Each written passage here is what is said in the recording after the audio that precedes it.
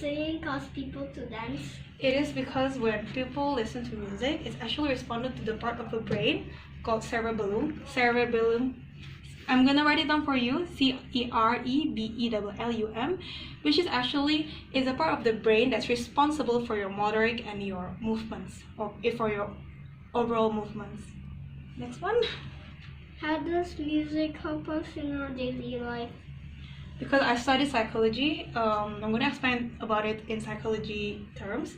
So music helps us in our daily life because it helps us with, actually, if you studied music from when you were younger, it helps you with, you have a better memory, working memory, which is a short-term memory. Easier for you to memorize short stuff, and then it has a better it's a good output for you to express your emotions, and overall it's a very good jadi bisa grogi juga. Even if you it's alright.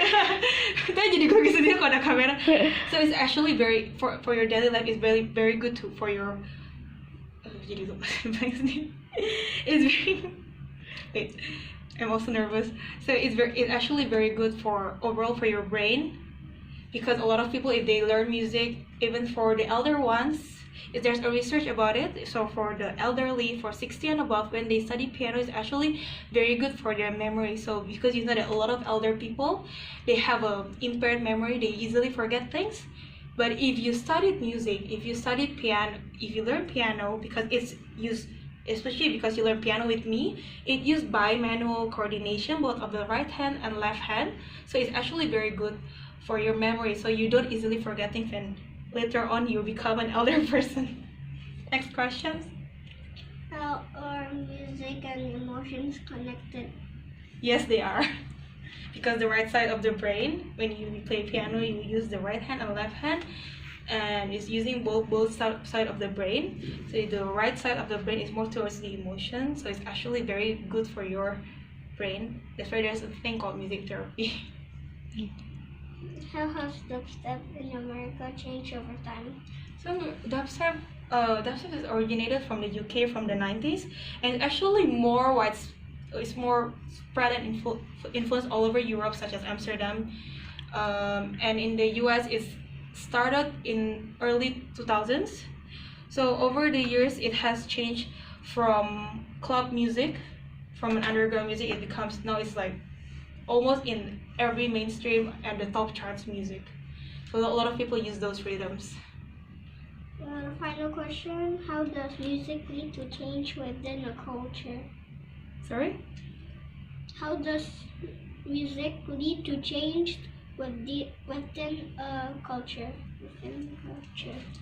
Okay, so music lead to change within a culture is because a lot of, if you study the history of music, a lot of them are influenced. Music kept on changing as time goes by. So back in the days, back in the 14th, 15th centuries, so music was actually created for the church.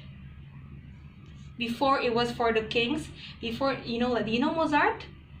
Yeah, we play Mozart before. Mozart, Beethoven, all the classical musicians that we talked about last time we talked about it. So basically they were usually playing music, piano, for the king.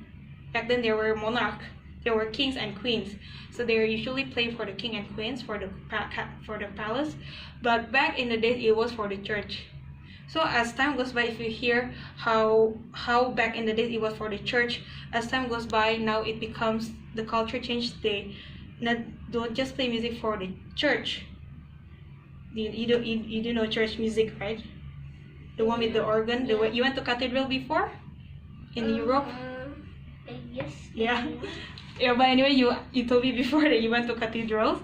So in the cathedral, you know the big organs, the huge ones. Usually musicians play for the church, but nowadays it's for entertainment and it's for relaxation. It's basically is a form of, it's not just for the church, but it is actually for everyone. So the music changed as how the people wants the music to have within the society. Yeah, pretty much like that. Okay. Thank you. Thank you. You're welcome.